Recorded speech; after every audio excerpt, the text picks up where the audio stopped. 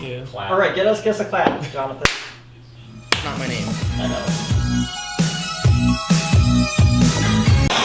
My name is Just John, also known as Bookstore John. My name is Preston. That's it.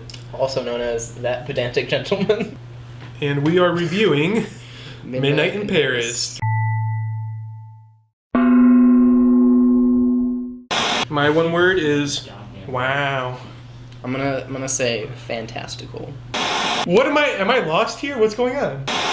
Gil goes back in time in Paris to the 1920s and realizes all of the mistakes he's making in the real world and finds inspiration to write his good novel and find love. Midnight in Paris is a film about Owen Wilson wanting to fuck grandmothers. If you look at it that way, yeah. That's what he's So doing. we'll You're summing up a woman's existence to her physical prime. No, to him. I didn't say to me. Did you watch the movie? You know who the director is? Do you know who the director is? Whatever. Midnight in Paris is about a man. He is a writer for Hollywood. His name is Gil. Played by Owen Wilson, is about to get married. He's engaged, about to get married to Rachel McAdams' character, Inez. They go to Paris, and Gil has decided to stop screenwriting. He wants to write a book to become a real author. That notion, first of all. But anyway. Inez has her friends there, Paul and what's his wife's name? I don't think she has a name. Yeah, I don't think they ever say her name. Paul and Paul's wife. Paul is an expert on everything, literally everything. Yeah. Did you know that Paul's an expert on Monet? Did you know that Paul knows all wines? You know that Paul's an expert? What do you think about number 55? I really like a smoky flavor with I really prefer a smoky flavor over it. He and his potential wife very much disagree on a lot of things, including, like, Paris itself. Gil wants to live there. She does not. He even says, like, they disagree on the big things, but agree on pita bread. Yep, they Indian love food. Like Indian food. Pita Just bread. pita bread. So then he decides to go out on his own. It's midnight in Paris. The clock strikes. He's a little bit drunk. He gets in a car. Surprise! It's famous authors. Wow! Ernest Hemingway, F. Scott Fitzgerald, Zelda Fitzgerald. He even sees Picasso. Salvador Dali. He meets... What's the woman who edits all the stuff? Is it Gertrude? Gertrude Stein, yeah. Really, they should have called this movie Walking in Paris because there's a ton of walking. So he goes into the 20s with these famous authors, and they're like, you should write things better! And he learns to write things better, and then he meets this woman, and he's like, wow, you're so beautiful. So he falls in love with this woman, so... but eventually he figures out, you know, everybody just really idolizes the past. They have this past decade or a couple of decades in their mind that they think is the golden age of history. You dwell on the golden age, you'll never have your age. And so he ends up being like, F*** you, Inez, we don't work, you're rich, you're kind of an asshat, you don't want to do anything I want to do. On a chair. Yeah, they want to spend $20,000 on a chair, my buns ain't worth that. He meets up with Leah Seydoux. And then, I should know this, I'm French. And then he's like, wow, you're beautiful. And it rains in Paris. And they walk in the rain. Yep. So he sends a private investigator out to find out what Owen Wilson is doing at night. And without Inez's permission is what you were going to say. You're going to say without Inez's permission. Yeah, so this private investigator like stalks him and finds that he's getting into this old Peugeot at night and being taken back in time, basically. At the very end of the film, that this private investigator has gone missing, and we get this little bit where he where we see the private investigator back in like 16th or 17th century. The Renaissance. And he walks into this like king and queen's like lunch session or something, and they're like, what are you doing here? And he's like, oh, I just took a wrong turn and this is where I am. And they're like, guards? And guards are like off with his head, and he's like, oh shit, and he starts running away. And it's like such a... Well, because the context for it is that, like, so Owen Wilson wants to go back to the 20s. Mm-hmm. Adriana wants to go back to the 1890s. 1890s. Yeah. And the artists there want to go back to the Renaissance. To the Renaissance. So it's this idea that, like, whatever the golden age is that's idealized, you can go back to if you're in the right place at the right time. So this dude keeps taking the wrong turn and, like, just ends up in the Renaissance period. Some more beer. Somebody beer me? It's the 1920s, and Gil is talking to the editor, and she's like, "Oh, your book's on the right track. However, I think that like."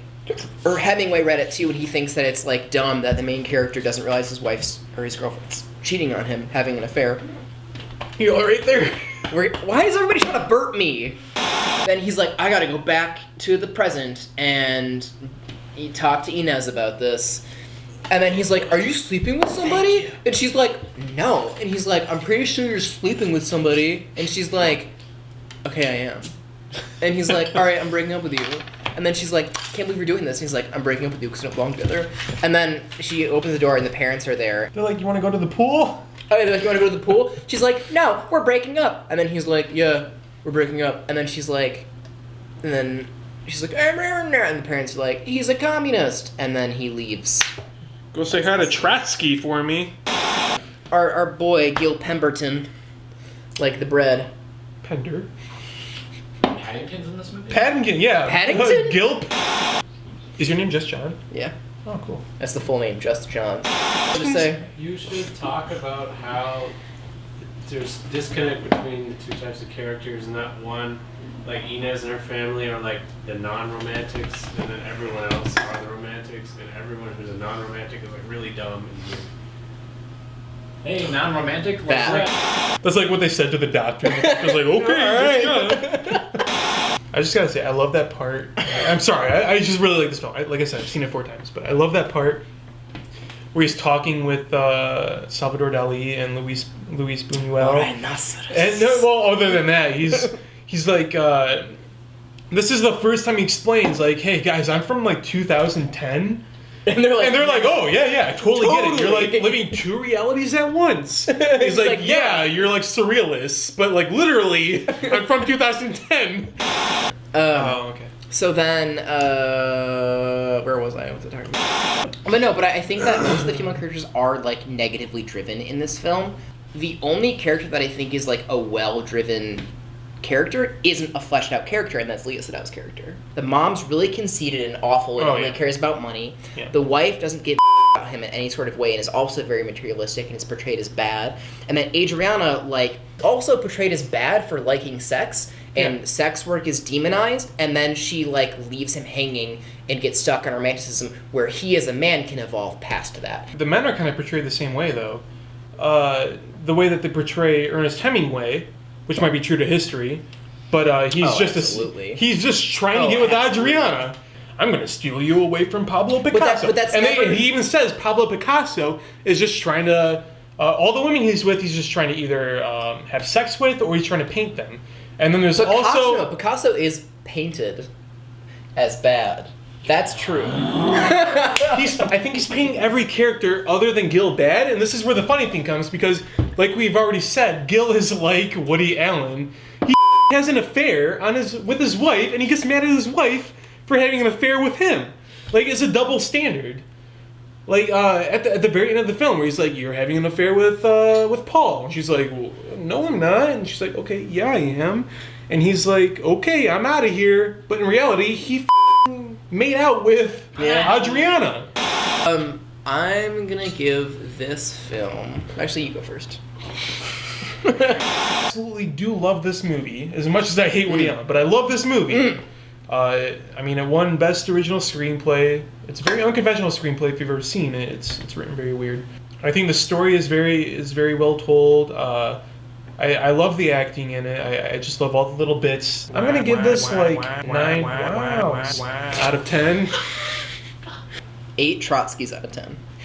I think the film is really good. I think the script is really well done. I think it does a good job of making the unbelievable believable and buying into this fantastic world.